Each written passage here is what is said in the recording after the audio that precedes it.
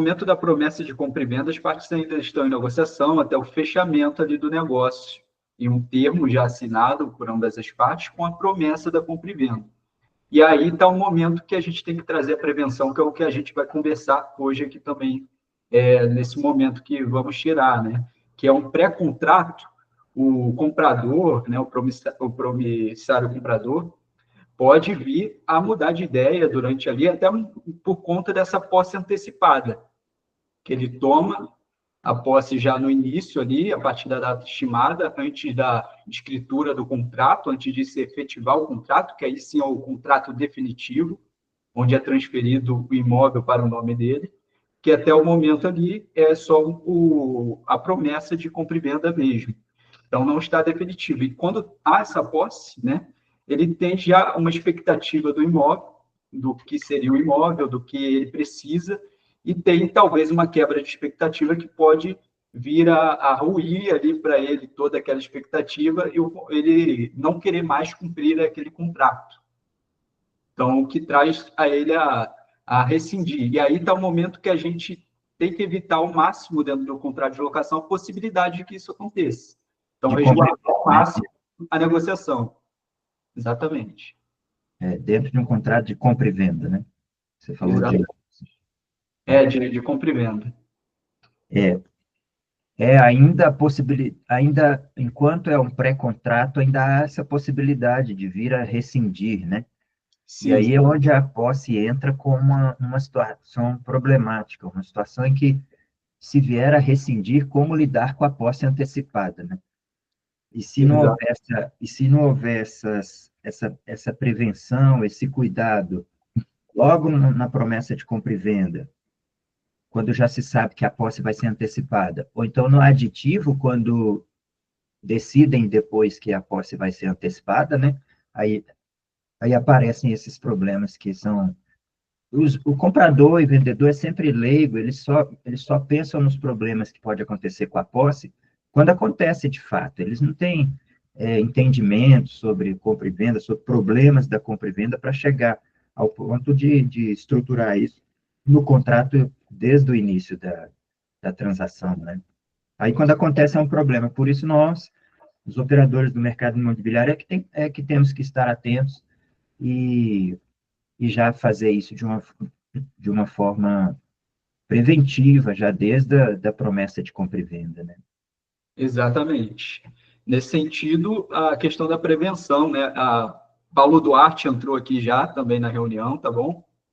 Bom dia, pessoal da Paulo Duarte. Paulo? Bom dia, gente. O John. Sim. Bom dia. Bom dia. O Bruno, mescla as telas aí, no início tem menos pessoas, aí não precisa ficar mostrando para todo mundo que tem menos pessoas. Então, nesse sentido, a importância, né, da gente também antecipar, já que vai ter a posse antecipada, antecipar os possíveis defeitos, aí trazendo mesmo a questão da prevenção, né? E aí, por isso, questões de vistoria e tudo isso que a gente vai trazer aqui também. Além dessa questão da vistoria, doutor, tem mais algumas questões de prevenção que a gente pode tomar nesse início? Tem muita coisa. Vamos começar pelo seguinte. De onde vêm os problemas da posse antecipada, né? Os problemas vêm do seguinte: o comprador, quando ele visita o imóvel e decide comprar, ele alimenta uma expectativa do que vai ser aquele imóvel para ele. Então, ele viu que aquele imóvel atende ao que ele quer, que aquele imóvel está de acordo com o que ele e a família dele buscam. Então, ele já começa a projetar como vai ser a vida dele naquele imóvel, quais as reformas que ele vai fazer, o que ele vai aprimorar, como vai ser bom ele usar aquela sala, ele usar aquela piscina, né? Ele já começa a se imaginar dentro do imóvel que ele até agora só pagou o sinal, vamos dizer assim. Sim. E E ele mantém essa expectativa boa, essa ansiedade para concluir o negócio, para resolver logo, para pagar logo, quitar logo, escriturar logo, mas ele não tem o imóvel. A partir do momento em que ele tem a posse antecipada, a quitação, essa expectativa vai ser confrontada com a realidade, John. Sim, Onde essa expectativa que o cliente comprador gerou em função daquele imóvel, que até aqui ele só fez visita, uma ou duas, vai se concretizar ou não. E aí ele começa a ter as primeiras questões, que é normal. Ele começa a ver que aquela piscina que ele pensou que ele ia utilizar, a família nem usa, nem vai lá, ou o menino quase afogou e ele ficou com medo daí em diante. sim, Ele começa a ver que aquela sala que ele achou que ia ficar linda com o conjunto de móveis dele, não cabe o sofá dele, não cabe a televisão dele, ou ele não tem móveis para suprir aquele tamanho de sala. Ele começa a ver que agora é que ele lembra que ele tem um familiar que não vai subir aquela escada. Então não vai no segundo pavimento. Ele começa a andar pelo quintal e começa a descobrir coisas que ele não tinha visto antes. Aí a realidade começa a chocar com a expectativa. Tem as coisas que são de fato reais, que é o imóvel não condiz com o que ele achou que era, e tem as coisas, os pontos que são psicológicos, que é aquela assim, agora que eu já passei 2 finais de semana na piscina, eu descobri que não faz tanta falta para mim a piscina, não, nem vale a pena pagar mais caro para ter uma piscina, por exemplo, você está entendendo? Depois sim. dele chamar a família inteira para ir num churrasco na área de lazer dele, e 2, 3 pessoas, ele começa a pensar, poxa, eu achava que eu ia, quando eu comprei esse imóvel, eu achava que eu ia fazer muitas festas, recepções, receber minha família nem compareceu já em 2, 3 vezes. Aí também tem o aspecto psicológico, onde ele já vivenciou a experiência, agora eu não preciso mais. Né? Vou dar um exemplo aqui de carro. Muita gente sonha com a Ferrari, né? Mas aí um dia alguns têm a oportunidade de entrar numa Ferrari e sair de lá pensando assim, nossa, mas é difícil demais de dirigir esse negócio, não é para o dia a dia, não é para, é só para exposição mesmo, tem que morar numa outra cidade para poder andar num carro desse. Enfim, a gente faz test drive nos carros para testar e ver se é isso mesmo que a gente quer, né? Exato. Antecipar a entrega do imóvel, a quitação, é fazer um teste no imóvel, um teste home, você está entendendo? Então, o cliente pode sair dali, o comprador pode sair dali convicto da compra que ele está fazendo, que ele já pagou o sinal, ou não, né? Ou ele pode entender que não é bem o imóvel que ele queria, que não é bem a situação que ele queria.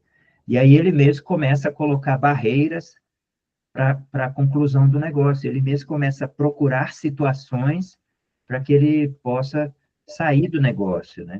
Porque já Ex- foi, já não é mais o que ele pensava que era. E é daí, e é nisso, John, que o operador do mercado imobiliário, né, deve, na medida do possível, evitar a posse antecipada da quitação, porque esse tipo de coisa vai acontecer, sabe? E aí ele vai ter que administrar. Cada posse antecipada da quitação do preço vai exigir que a imobiliária ou que o corretor de imóveis faça intervenções, porque vão querer negociar prazo, vão querer negociar preço, vão querer exigir que conserte coisas no imóvel, vão começar a perceber que não funciona bem, que a banheira não funciona bem, que o aquecimento da piscina não aquece direito, que tem que tem coisas entupidas, que a campainha não funciona, e aí vão começar a querer colocar isso no preço do imóvel também. Então, para o corretor de imóveis, para a imobiliária, é importante É importante essa prevenção nesse pré-contrato, que é esse momento, né? evitar a posse antecipada e, se Então, tiver que fazer, então, siga as orientações para a prevenção, né? exatamente.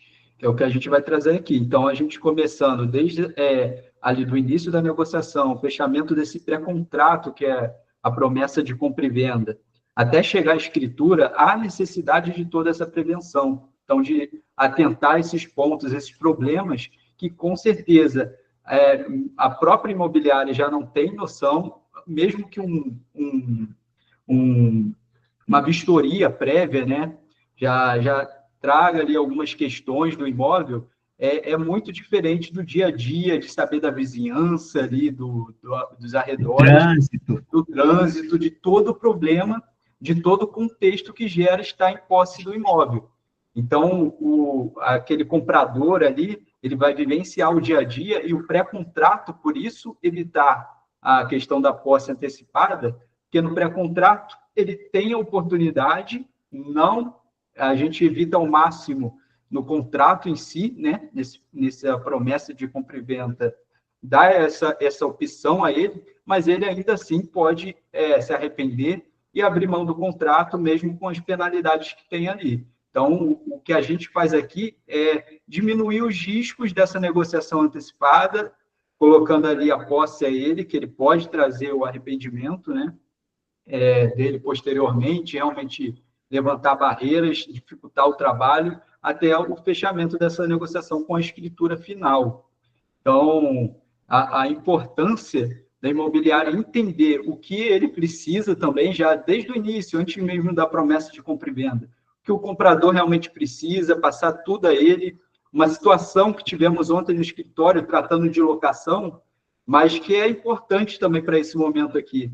A questão de trazer tudo por escrito no contrato de locação, ou seja, em aditivo, para realmente trazer ali, já desde o início, a retratabilidade, a revogabilidade, né, do contrato, para que não haja esse arrependimento e a possibilidade dentro do contrato desse desfazimento do negócio, mas mesmo para levar ele adiante, né, e por escrito, já essa negociação inicial.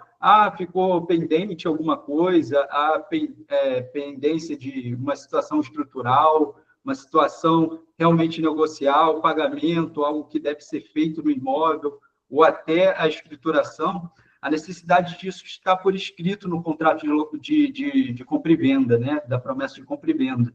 Pois as partes ali já dá a legitimidade de qualquer importância que a gente venha a requerer posteriormente, caso seja desfeito do negócio, né?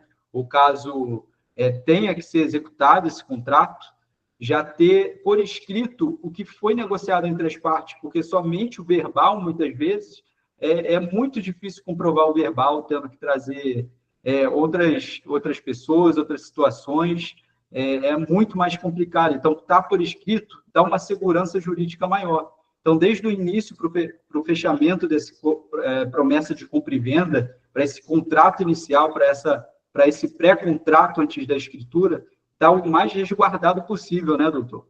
Porque é algo que tem que ser visto nesse momento de negociação pelo corretor, pela imobiliária, para que não passe nenhum ponto realmente que seja o comprador levantando, seja o vendedor levantando também da questão, para evitar ao máximo, já que nesse momento de posse antecipada, evitar ao máximo qualquer possibilidade de arrependimento, ou mesmo que esteja prevista, ali já esteja, vamos dizer assim, amarrado o contrato, para que não haja possibilidade, né, desse arrependimento autorizado no contrato. É verdade. Gente, muito bom dia para todos.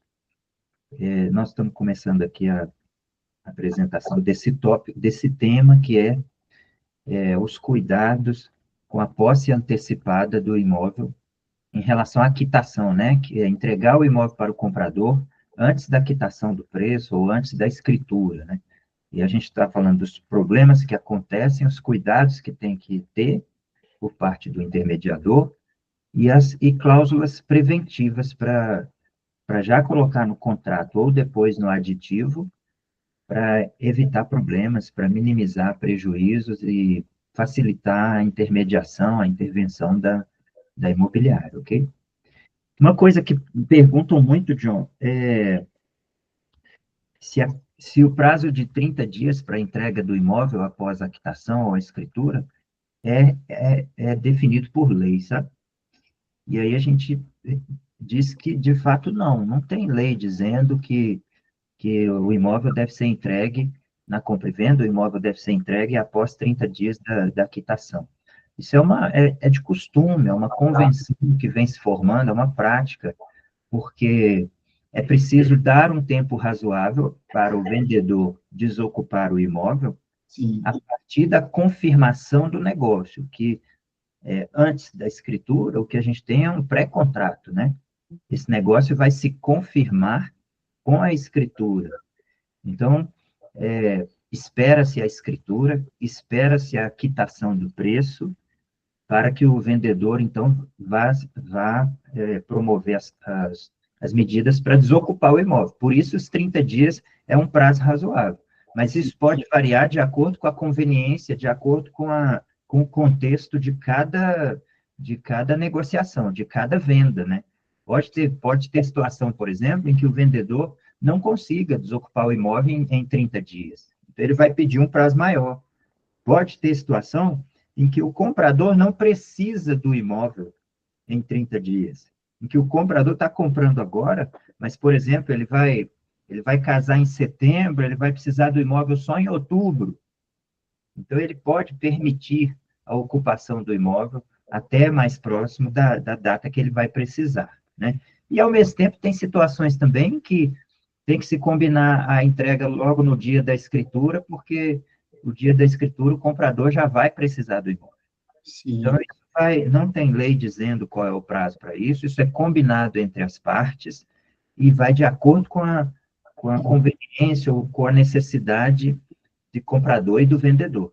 Para a imobiliária, tanto faz. Para a imobiliária é aquilo que for bom para o negócio, é o que deve ser feito, levando em consideração isso que a gente já falou, então, que é importante sempre adiar a entrega do imóvel para depois da quitação. Quando não for possível, então, entregue antes, mas já sabendo que a possibilidade de ter problemas é grande. Exatamente. Guilherme, quer fazer sua pergunta? Você tem aí uma dúvida? Oi, bom dia, doutor Júlio, bom dia, doutor John, bom dia, Bom pessoal. dia. Eu tenho uma dúvida aqui sobre a posse antecipada do imóvel. Sim. Por exemplo, se eu estiver comprando um imóvel e receber a posse antecipada antes da quitação e escritura, eu posso já alugar esse imóvel? Você pode. A partir do momento que você tem a posse, então você pode usar do imóvel. E uma forma de usar é locar, né? Aí, claro, a, a imobiliária vai ter o cuidado de, se ela souber que é para alugar, ela deve recomendar que não se faça isso, porque enquanto você está na fase do pré-contrato, antes de definir de fato, de concluir a transação pela escritura, o negócio pode rescindir. E ao rescindir, se você tem a posse do imóvel, você simplesmente devolveria o imóvel. Mas se agora o imóvel está alugado a terceiro, você tem que cumprir o contrato que você fez com o terceiro. Vamos lembrar que o locador não pode pedir o imóvel por motivo nenhum, nem para uso próprio ou por nada, dentro do prazo de vigência da locação. Então, você vai ter que se resolver, você vai ter que desocupar o imóvel, você vai ter que tirar o inquilino de lá, ele tendo o direito de ficar, ou seja, como que vai devolver o imóvel numa situação em que tem um inquilino? Vai gerar um complicador tamanho, porque nem pagando multa para se ele não concordar em sair, ele não sairia. Então, quem tem a posse pode fazer o uso e gozo do imóvel. Então, pode colher os frutos, pode alugar e ter o resultado do aluguel.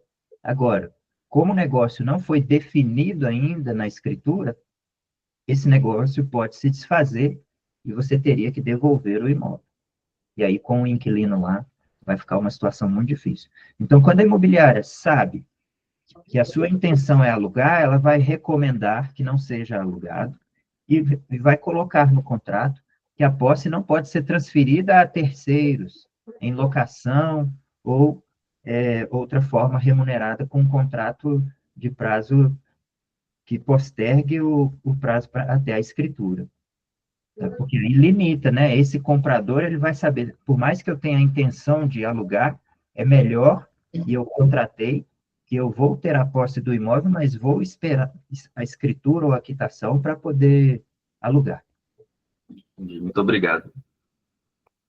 Excelente sua pergunta, Guilherme, porque é, é muito, é pertinente, porque as, quando a gente fala de um imóvel comercial, por exemplo, ou de um imóvel que está sendo vendido para um investidor, ele quer mesmo é alugar, né? E quanto antes ele alugar, melhor para ele, né? Só que tem essas, ele vai ficar numa situação difícil depois, se não puder, se não tiver como devolver o imóvel. Luca, tem uma dúvida? Doutores, bom dia a todos, tudo bem? Bom dia, doutor Luca. Bom dia, vamos lá. Tem uma pergunta que surgiu recentemente de um colega que é corretor, tá? As partes não combinaram a posse antecipada do imóvel no início da locação e no início da negociação, né? E durante os trâmites da negociação, o comprador levantou essa possibilidade, o vendedor aceitou e eles querem saber como documentar essa posse antecipada. Além disso, o vendedor trouxe uma pergunta bem importante, né? Caso após o prazo para pagamento, se o comprador não fizer o pagamento e o negócio for desfeito, como requerer a desocupação do imóvel e caso ele não desocupe, o que é possível fazer? Tá? Então, são três perguntas em uma. Como documentar a posse antecipada?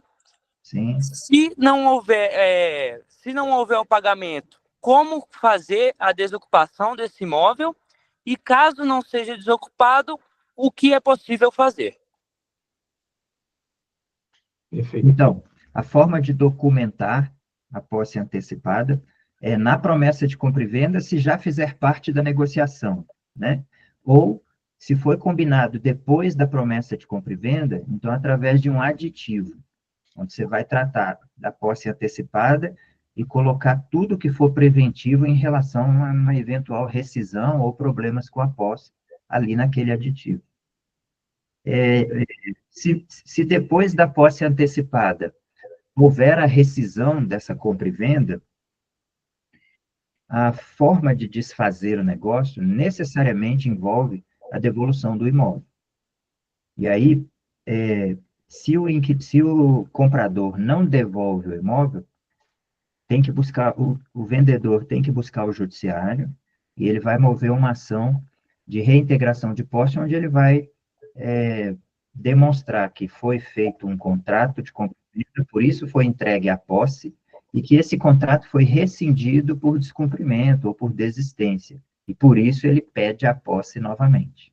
Então, tem que ser judicial, porque não dá para entrar lá e tirar a pessoa na marra, na força, tem que ser judicial, e é uma ação de reintegração de posse.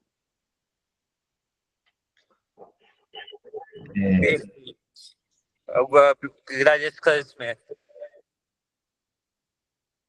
Quer dizer, se o comprador não sair do imóvel, vai ter que mover uma ação na justiça para poder tirar ele de lá. Exato. Enquanto essa ação estiver em curso, ou enquanto ele estiver lá, esse vendedor também não consegue vender para outra pessoa, né? Porque não vai conseguir nem mostrar o imóvel, não vai poder vender, porque por mais que ele considere o contrato rescindido, tem um ocupante lá dentro que ele está tentando tirar, ele não pode entregar para um terceiro que compre agora. Então, vai travar uma venda posterior, uma próxima oportunidade, porque o comprador já está lá no imóvel e não quer sair. Cessando completamente os lucros, né, do vendedor, do proprietário, o que também pode ser requerido ali. Então, nesse momento, até no contrato, até trazendo a questão da pergunta do Guilherme anteriormente, né, a questão do contrato, até a escritura, a questão do aluguel, possível aluguel até o momento da escritura, a importância de ter sempre no contrato de compra e venda a questão das datas definidas, que é o que a gente bate muito na tecla aqui dentro do escritório, questão de datas determinada já no contrato de compra e venda ou de locação, nesse caso, no contrato de compra e venda. Porque essas datas é que vão determinar o momento da escritura, o cumprimento do contrato, e quando fica em aberto essa questão de data, né, de prazo contratual para cumprimento de obrigações, há essa brecha para o descumprimento também do comprador ou até do vendedor, mas principalmente do comprador nesse momento, que é onde a gente tem que resguardar o contrato, essa negociação. Então, a importância de determinar bem no contrato, evitando contradição, evitando, revisando sempre o contrato. Então, a importância aqui do trabalho também que a gente faz no dia a dia, né? Que é essa questão da revisão, de evitar contrariedade no próprio contrato de compra e venda, né? No próprio contrato em si, qualquer contrato que seja, essa questão da determinação do que é e do objetivo que ali se faz. Então, a data determinada, o que deve ser feito. E assim seguir tópico a tópico do contrato, para que se evite essa contradição posteriormente, evitando também a quebra desse contrato, evitando que tenha locação durante esse período, que ali já vai estar por escrito, ver realmente o objetivo da pessoa que está trazendo, que está querendo negociar esse imóvel, né? Então, tudo isso, essa questão também da cessão de lucros, de prejuízo ao vendedor, que é muito importante nesse momento. Hein, John? E uma data muito importante para prevenir, no caso de antecipação do imóvel, a quitação, é o prazo para devolução do imóvel no caso de rescisão da compra e venda, né? Exatamente. Se você não coloca essa data no contrato, isso significa dizer, olha, se houver a rescisão do contrato, o comprador deverá devolver o imóvel em até 10 dias após a comunicação da rescisão, por exemplo. Se o contrato não tivesse, se num contrato ou num aditivo que esteja trazendo a antecipação da posse, se não tiver essa data, como vai cobrar desse comprador um prazo para devolução do imóvel? Ele não vai estar inadimplente em relação à devolução do imóvel, porque não tem data para devolver. Exatamente. Então, tem que estabelecer uma data para devolver, ou um prazo para devolver, né? Até 10 dias, até 15 dias. Quando o comprador tem família e vai com filhos para dentro do imóvel, até 30 dias para devolução do imóvel no estado em que se encontrava, né? E aí, se não cumprir esse prazo, aí uma multa diária, porque também, se não tiver uma penalidade, ao descumprir o prazo, ele também não vai estar incorrendo em nada, né? Então, isso é a importância de definir as datas certinho, principalmente para o nosso tema de hoje, principalmente essa data, a data o prazo para devolução do imóvel. Exatamente. Ficha está com a mão levantada. Obrigado pelos esclarecimentos, viu, doutores? Ok, Lucas.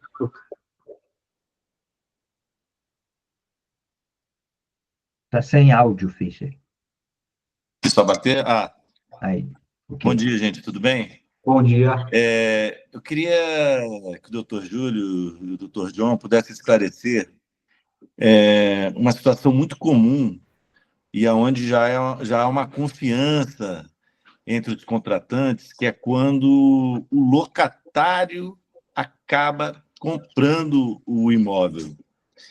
Então, eu acho que, nessa forma, às vezes, a construtora tende a ser menos, a imobiliária tende a ser menos cuidadosa, porque o cara já está morando lá há 10 anos.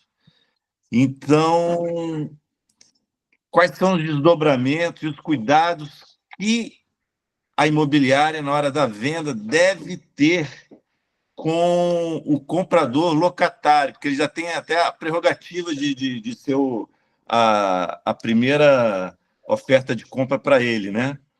Então, eu gostaria esse é um caso muito comum, e o cara já está lá dentro, quer dizer, você vai ter que fazer uma nova vistoria antes de fechar o contrato. Eu queria entender quais cuidados, e que eu acho que essa situação é uma situação assim, que traz um tipo de perigo maior, sabe? Porque ele já está lá dentro, né? É verdade. É verdade, Fischer. Aí não é nem a posse antecipada. Se ele comprou, ele já estava lá, né? O morador do imóvel ele já é responsável pelo, pela manutenção do imóvel, por entregar o locatário, já é o responsável por entregar o imóvel no estado em que ele o recebeu. E agora, como comprador, o imóvel é dele. Sim, mas é porque existe existe a depreciação do imóvel e o desgaste, mesmo com bom uso, de várias coisas do apartamento, né? Que de repente não estão como Na vistoria na inicial. vistoria inicial, né? Então, para o intermediador, para a imobiliária, o cuidado que tem que ter aí é o seguinte: tem que definir bem até que data ele vai ser locatário e a partir de que data ele vai ser comprador. Vocês estão me ouvindo bem? Aqui está voltando um eco para mim. Vou fechar o meu... Ah, tá. Então, tem que definir, a imobiliária tem que ter bem definido até quando ele vai ser locatário, porque até ali ele ainda vai pagar o aluguel, né, e ele tem responsabilidade de locatário. E quando ele passa a ser comprador do imóvel, que a partir dali ele não paga mais o aluguel, porque ele comprou o imóvel, né? E a responsabilidade pelo imóvel agora é toda dele, enquanto comprador, enquanto promitente comprador ou comprador do imóvel.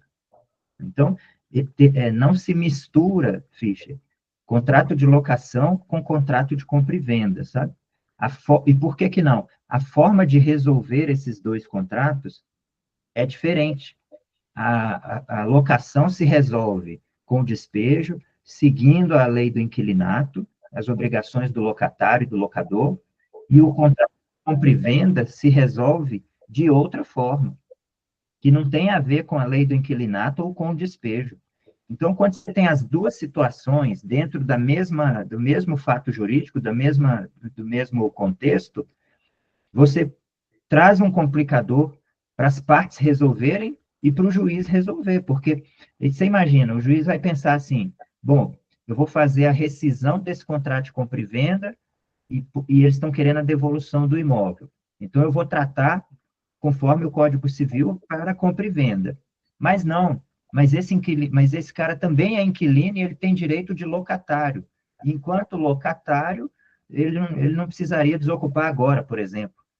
E aí gera um complicador. São duas leis distintas, são dois formatos, dois fatos jurídicos diferentes, com a resolução de forma diferente. Então, é importante para a imobiliária separar as coisas. Ofereceu a preferência ao inquilino, o inquilino concordou em comprar, fez a proposta dele, então ela vai fazer a promessa de compra e venda e vai estabelecer, olha, essa promessa de compra e venda tem validade a partir da data de assinatura, ou a partir do dia 1º do mês seguinte, está entendendo? Porque ela está definindo ali até quando ele é locatário e vai pagar aluguel e é responsável pelo imóvel, enquanto locatário, e dali em diante ele é comprador, ele não paga mais aluguel. Querer colocar, Fischer, o inquilino, o comprador pagando um aluguel mensal no imóvel que ele está comprando, até o dia que ele quitar o imóvel, é uma confusão muito comum e um erro. Você não se mistura aluguel com compra e venda. Então, esse cara que era inquilino, no seu exemplo, ele vai pagar o aluguel até tal data. Dali em diante, ele continua no imóvel, ele tem a posse do imóvel, mas agora como comprador. E aí as cláusulas preventivas dessa posse antecipada à quitação devem estar no contrato de compra e venda. Porque o contrato de locação vai ser rescindido a partir do primeiro dia do contrato de compra e venda. Mas e a questão da vistoria do imóvel? Vamos precisar fazer uma nova vistoria para ver o estado do imóvel atual? Porque até ele pode ter... Até o locatário pode ter detonado o imóvel, né? É, isso mesmo. É recomendado, quando faz a posse antecipada à quitação, que se faça uma vistoria do imóvel, porque se Se o comprador tiver que devolver o imóvel, ele vai ter que devolver com base naquela vistoria que você fez no início ali da compra e venda, quando você entregou o imóvel para ele.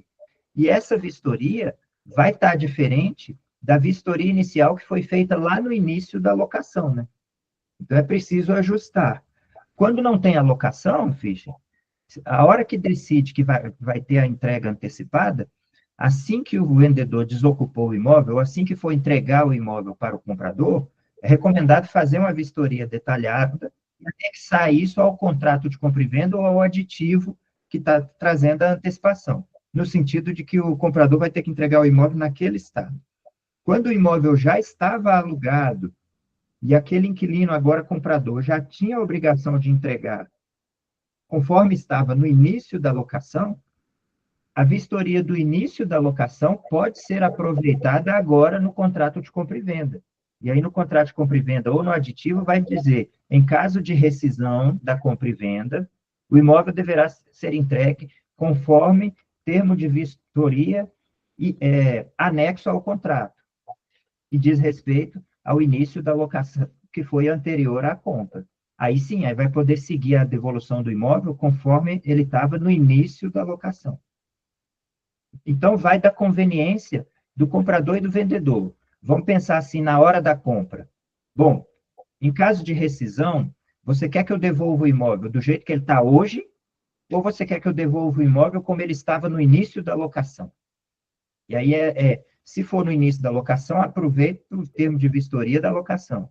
Se puder ser como hoje, ou se tiver que ser como hoje, então, faz uma vistoria nova para constatar como ele está hoje. Pagar a vistoria, Fischer, pode ser um problema. A vistoria tem um custo relativamente barato, sabe? Até em relação ao volume de negócio da compra e venda, a vistoria tem um custo barato. E ela é de extrema importância, porque na devolução do imóvel, esse comprador que já estava na posse do imóvel, ele vai fazer mudança. Por mais que ele concorde em não fazer benfeitoria, toda vez que a gente entra para uma casa nova ou para uma loja para pôr o negócio, automaticamente a gente faz alteração, a gente faz mudança, a gente faz benfeitorias. Não tem como permanecer no imóvel que você tem a sensação de que comprou, de que já é seu, e você não vai fazer nada nele, né? Então, essa vistoria, no ato da compra ali, quando vai antecipar, no ato da posse, né? Quando está antecipando a posse, é um custo, sabe? Mas é extremamente importante para saber o que vai pedir depois, caso ele não entregue o imóvel daquele jeito. Porque senão você vai chegar em juízo para cobrar dele a entrega do imóvel no estado em que estava antes e não vai ter como provar como é que o imóvel estava antes. Então, ele pode ter alterado, ele pode ter levado equipamentos, pode ter levado geladeira, pode ter levado televisão. Se você não conseguir provar que aquilo estava no imóvel antes e que ele tinha a obrigação de devolver, como é que você vai cobrar? Né? Então, essa vistoria é extremamente importante e eu chamo a atenção aqui, porque o mercado imobiliário não faz.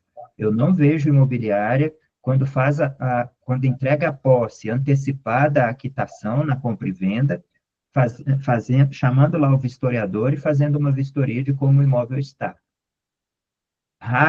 Em algumas situações, o intermediador coloca no contrato aquelas coisas que vão ficar no imóvel, para garantir que o vendedor não vai tirar, né? Porque aquilo fez parte do preço, fez parte da intenção de compra.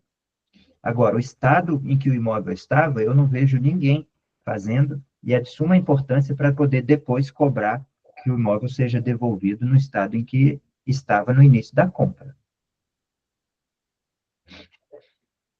Exatamente, doutor. Quanto a isso, a importância dessa questão da benfeitoria, né?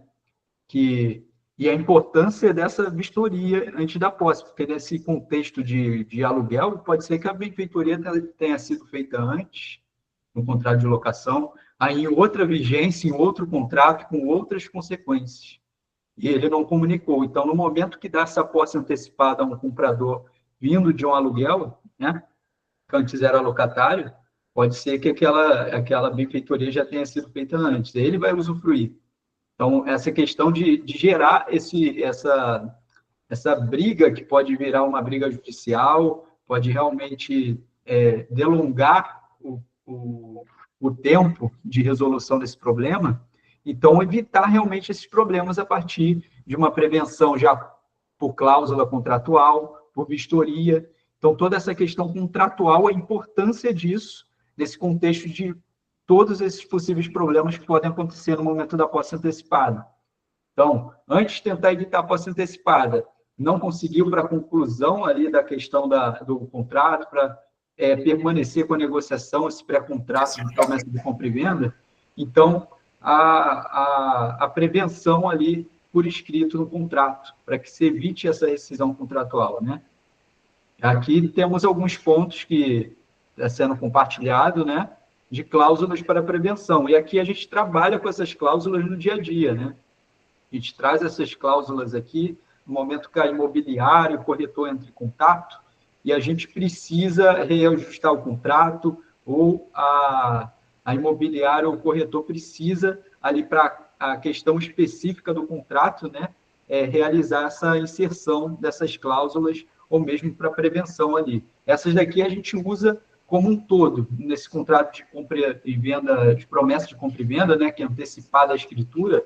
Então, há essa posse antecipada e a gente tem que trazer essa prevenção, evitando em si a possibilidade de revogação desse contrato, então, de rescisão desse contrato.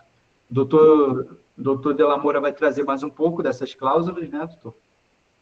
Isso, que aqui nem são cláusulas, eu até corrigi ali, né, porque são tópicos, né, tem que montar a cláusula, né? Exatamente. Doutores, O Fischer levantou a mão ali antes, pode falar, Fischer. eu gostaria de colocar mais um ponto. No caso de locação comercial, dentro desse fato que eu coloquei, os senhores responderam muito bem, esclarecendo a minha dúvida. Teria algum desdobramento diferente em relação ao residencial? O locador teria, por ser comercial, teria algum direito a mais que a imobiliária teria que tomar alguma prevenção ou cuidado nesse contrato de promessa de compra e venda? Na locação, durante o período da locação, né, locador tem direitos e obrigações e locatário tem ali seus direitos e obrigações. E na locação comercial, Fischer, o locatário tem menos, não é tão protegido quanto na locação residencial, ok? A ponto de, por exemplo, o fim do prazo de um contrato de locação não necessariamente autoriza que o locador peça o imóvel. Já o fim do prazo num contrato comercial, em qualquer situação de locação comercial, autoriza que o locador peça o imóvel, ok? Então, na locação, o locatário residencial goza de algumas proteções, vamos dizer assim, que a lei traz para o direito social de moradia, né? Que não tem no imóvel comercial. Agora, na compra e venda, é tudo igual, é imóvel, residencial, comercial, lote vazio ou indústria montada, sabe? É o mesmo formato. No caso do seu exemplo, da sua dúvida lá inicial, que é quando o imóvel já está locado, sabe? O locatário do imóvel comercial não tem nenhum direito maior ou nada mais que ele vai ter como comprador em relação ao residencial. É a mesma coisa. Por mais que a locação proteja o inquilino residencial, no caso de compra e venda do imóvel locado, os direitos são os mesmos para imóvel comercial ou residencial. Doutor Júlio, e se tiver em curso uma ação renovatória de aluguel e as partes chegam à conclusão de fazer um contrato de compra e venda e se dá se a pessoa desiste? Como é que fica essa questão? Seria importante falar sobre isso também. Seria importante terminar também a questão da ação rescisória, suspender, acabar, como o senhor falou, o contrato de locação e conversar agora só sobre venda. Senão, pode ter problemas aí, desdobramentos muito ruins para o vendedor, né?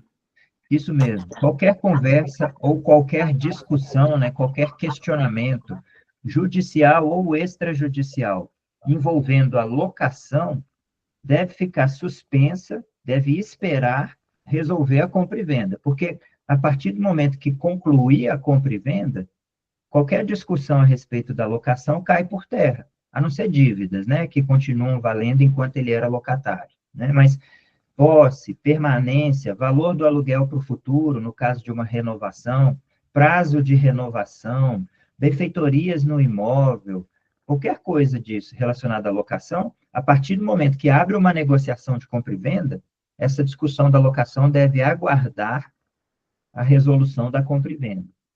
Se não acontecer a compra e venda, ou se acontecer a promessa de compra e venda, que depois não venha a se concluir na escritura, então retoma-se a discussão sobre a locação, sabe? Valor de aluguel, prazo da renovação, se vai fazer ou não benfeitorias, qualquer coisa que esteja sendo discutida lá na locação. Agora, se essa compra e venda se concretiza, então cai por terra a discussão sobre aluguel. Direitos e obrigações lá da locação permanecem até o momento em que ele ainda era locatário. Então, dívidas de aluguel, por exemplo, pode continuar cobrando mesmo ele sendo comprador, ok? Porque é dívida anterior, é dívida do tempo que ele era locatário. Agora, questões relacionadas à posse, valor do aluguel no futuro, prazo de renovação, cai tudo por terra quando ele compra o imóvel.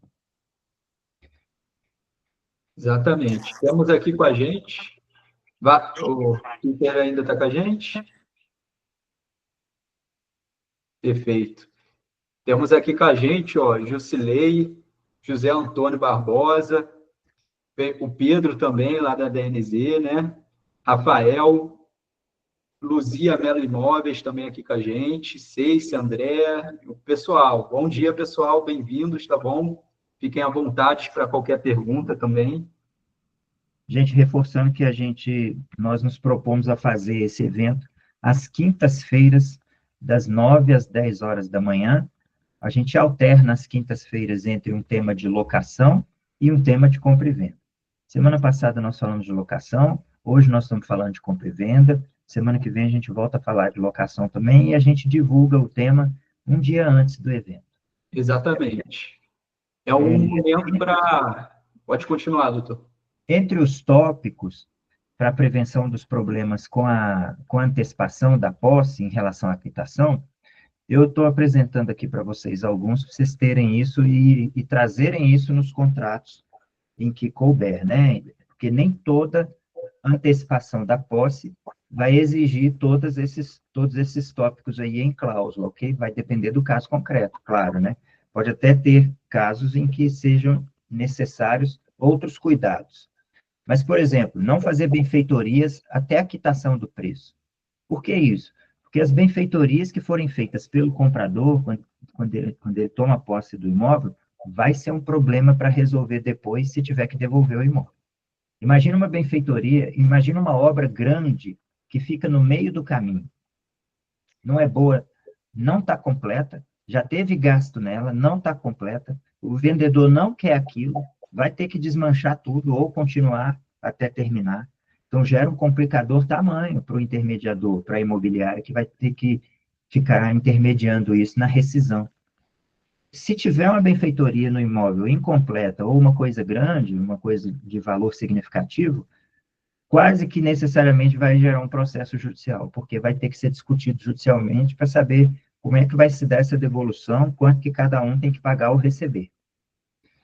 Outro ponto é que ele não vai ser que esse comprador, ao fazer benfeitorias, não vai ser permitido fazer. Mas mesmo assim, o fazendo, ele não será indenizado. e nem vai poder reter o imóvel para compensar benfeitorias feitas. Isso é muito importante estar no contrato, porque se isso tiver que ser, que aí evita discussão entre as partes, e se tiver que ser levado ao judiciário, o juiz já tem isso como uma coisa que foi contratada entre as partes. Fez benfeitoria onde não estava autorizado e onde previa que não haveria indenização, então não vai ter indenização. O prazo para devolução do imóvel, como o John já disse aqui, é muito importante, porque a partir desse prazo, o comprador vai estar inadimplente em relação à entrega do imóvel, e é a partir desse prazo que vai começar a contar multa para não ter devolvido o imóvel. A multa diária, para o caso de atraso na devolução, é muito importante, porque, por exemplo, se não tiver a multa, mesmo ele descumprindo o prazo, qual a penalidade que ele tem? Se não tiver nenhuma, ele vai ficar descumprindo o prazo até o dia que ele entender por conveniente entregar o imóvel. Então, tem que ter uma multa, e essa multa tem que ser superior ao aluguel. Essa multa deve ser diária, para ficar fácil o cálculo, e ela deve ser, no montante de 30 dias, ela deve ser bem superior ao aluguel, porque senão passa a valer a pena para aquele comprador permanecer no imóvel mesmo depois da rescisão, porque o valor que ele vai pagar de multa nos 30 dias é mais barato do que um aluguel que ele pagaria no imóvel semelhante. Então, essa multa é em diárias para facilitar o cálculo, e no somatório dos 30 dias, que ela seja pelo menos 2 vezes o valor do aluguel mensal daquele mesmo imóvel, para não estimular esse comprador a permanecer no imóvel. Que a comunicação da rescisão seja pelos canais oficiais, que devem estar informados no contrato ou no aditivo. Porque senão, sabe o que acontece? Você vai comunicar a intenção de rescindir e a outra parte não vai receber a comunicação. Imagina que ela esteja viajando. Imagina que um comprador, não pague a parcela do imóvel, você rescinda o contrato, mas vai comunicar da rescisão do contrato e do início do prazo para devolução do imóvel, e não tem ninguém lá para receber a comunicação, porque ele está viajando, ou não é encontrado. Ele pode ficar meses fora, você não vai encontrar, não vai poder considerar a rescisão porque não foi comunicada. E mesmo que você pense em entrar em juízo, ele não vai ser encontrado para citação. Então, por isso é muito importante estabelecer no contrato os canais oficiais de comunicação, WhatsApp, e-mail, e considerar no contrato que a comunicação por esses canais é considerada como recebida, independente de resposta ou de aceite. Porque ali as partes estão dizendo que, se me comunicar pelo meu WhatsApp ou pelo meu e-mail, ou um dos dois, é como se eu tivesse recebido. Então, eu que tenho que estar atento para ver se houve ou não a comunicação. Independe de eu confirmar o recebimento. Porque senão, dependendo da situação, você vai passar meses só para comunicar a rescisão. E enquanto você não comunica a rescisão, não começou a contar o prazo para desocupação. Outro ponto muito importante, e a gente falou, John, respondendo a dúvida do Fischer, é a vistoria detalhada antes da posse, e que eu disse que as imobiliárias não fazem, e que é muito bom fazer. É muito bom contratar um vistoriador que vai lá, faz a vistoria, anexa essa vistoria ao aditivo ou ao contrato, porque se tiver que devolver, vai ter que devolver naquelas condições ali. Já fica documentado, fica mais fácil de cobrar. É menos discussão no extrajudicial e mais fácil de cobrar na esfera judicial. A responsabilidade pela manutenção do imóvel, por quem tem a posse, já é um item que vem normalmente nos contratos de compra e venda, dizendo que, antes da posse, o vendedor será responsável pelo imóvel, pelo IPTU, pelo condomínio.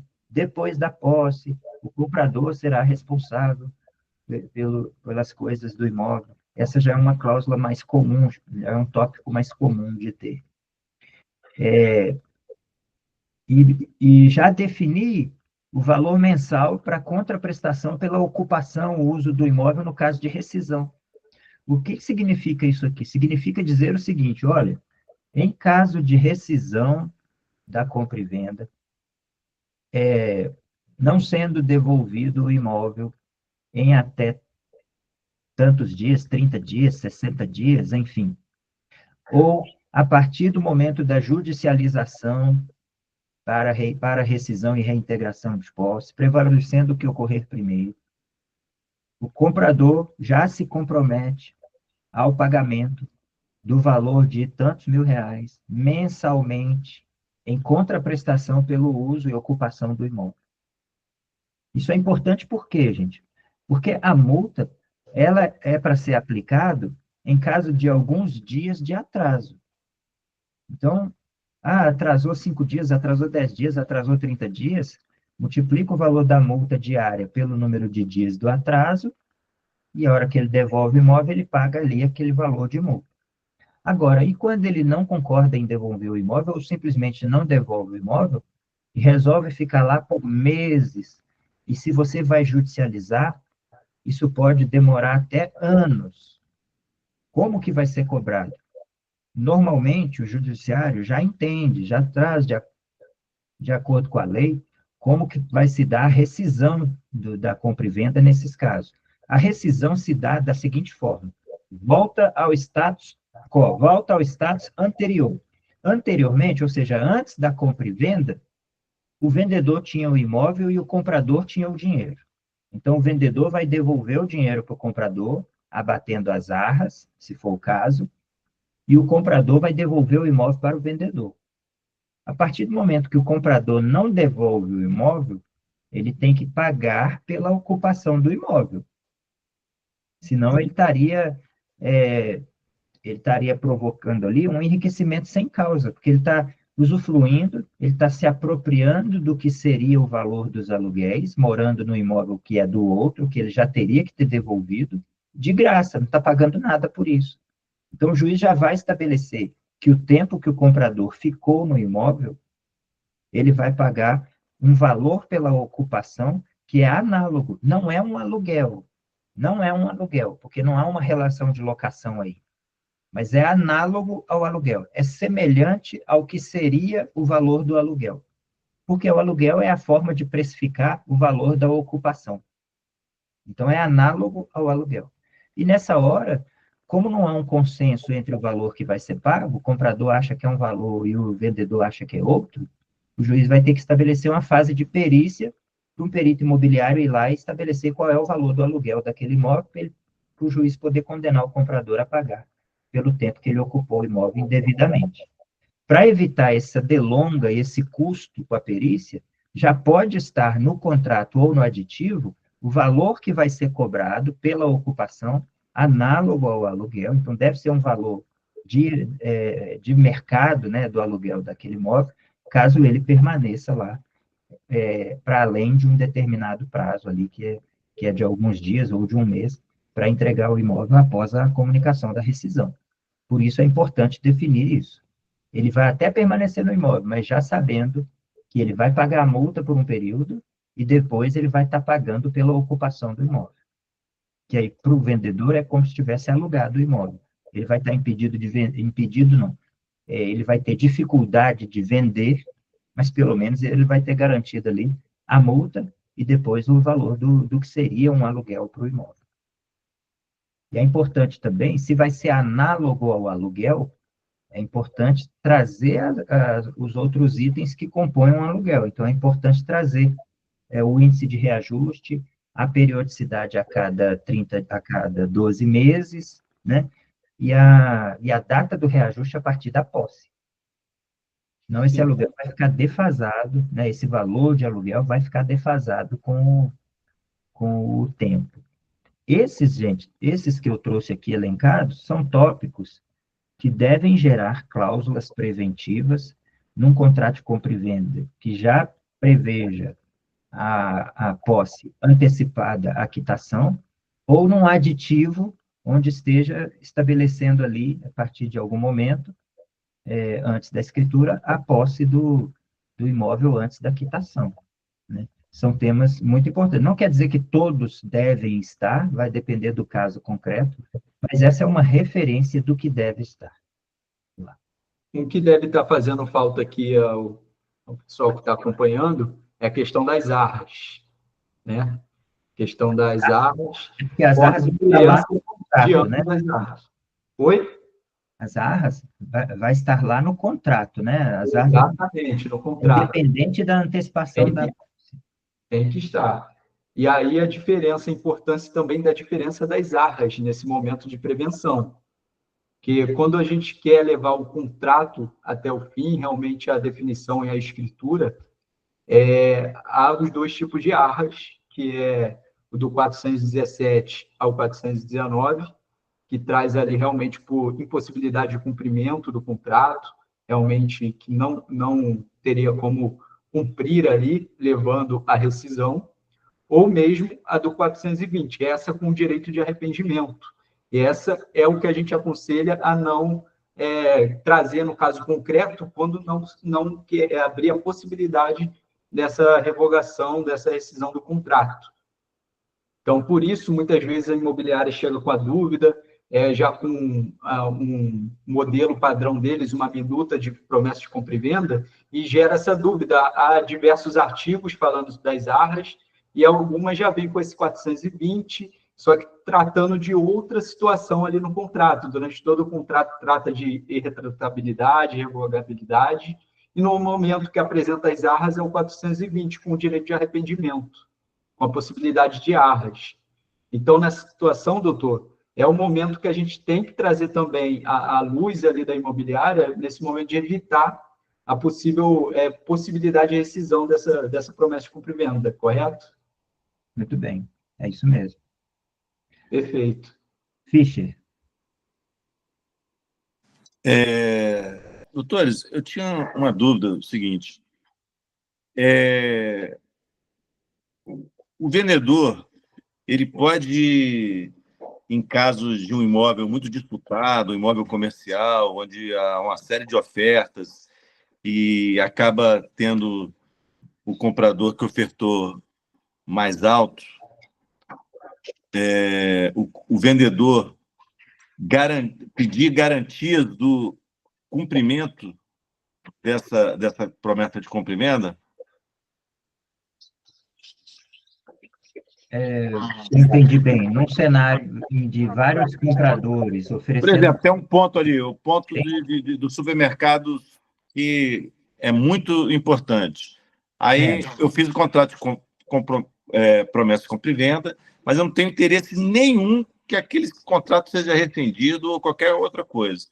E aí eu exijo da pessoa uma garantia de cumprimento, um imóvel que vai garantir o pagamento, ou alguma coisa parecida, um seguro, ou qualquer coisa que possa dar segurança extrema a esse contrato que tem grande interesse para as duas partes e envolve bastante dinheiro, entendeu? Sim, pode. Numa promessa de compra e venda, você pode estabelecer, como o John estava dizendo, a irrevogabilidade e retratabilidade, que aí vai afastar a hipótese de desistência, ok? Isso é trazer para a sua compra e venda aquele formato de está vendido para você, quer você queira ou não. Se você desistir no meio do caminho, você não vai poder... Se você não quiser mais no meio do caminho, você não vai poder desistir. Você vai ter que continuar o negócio, quitar e depois vender para outro. Né? Isso é o que, em palavras mais comuns, é o que quer dizer a irrevogabilidade e retroatividade. Ela afasta a ideia da hipótese de desistência.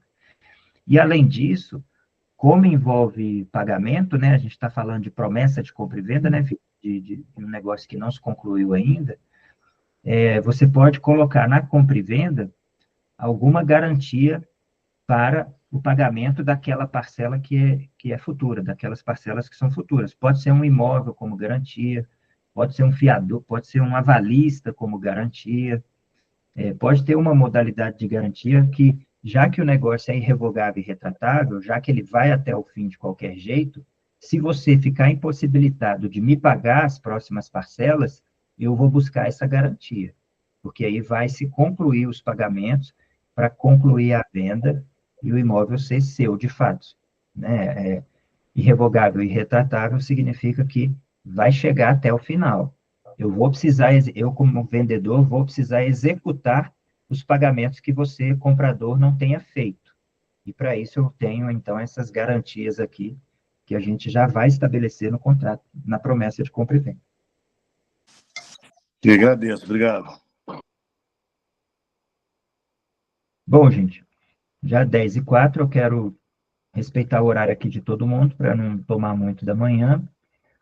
A gente faz esse evento às quintas-feiras, das 9 às 10. Hoje nós falamos de compra e venda. Na semana que vem, na quinta-feira, nós falaremos de algum tema do aluguel. A gente avisa um dia antes. E eu vou encerrar por aqui para que cada um possa dar o rumo da sua manhã aí no mais, ok? Perfeito. Aproveitando, doutor, para o pessoal que já está aqui, chamem a equipe, chamem quem não está participando ainda, porque é um momento de treinamento, é muito importante.